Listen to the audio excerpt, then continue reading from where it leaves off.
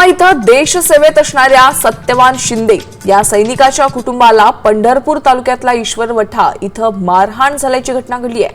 मारहाणीची घटना सीसीटीव्हीत कैद झाली आहे। कोयता हातात घेऊन कुटुंबावर हल्ला करण्यात आल्याचं या व्हिडिओ दिसतंय आणि या प्रकरणात आता पोलिसात तक्रार करून अद्याप कोणतीही कारवाई न झाल्यामुळे संताप व्यक्त करण्यात येतोय।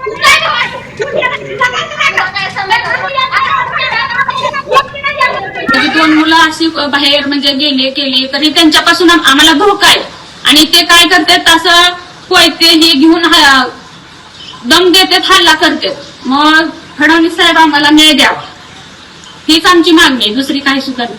ते घरात येऊन जर घरासमोर हल्ला करत असतील, सीसीटीव्ही कॅमेरा त्यांना भ्यान आहे, मग बाहेर आम्ही कशावरून सुरक्षित आहे? आमची विनंती आहे प्रशासनाला, जरा ह्या गोष्टीमध्ये दखल द्या। ज्यांनी गुन्हा केला त्यांच्यावर कडक कारवाई करा। जर इथं कारवाई झाली नाही तर बाहेर गुन्हेगार तयार व्हायला वेळ लागत नाही तर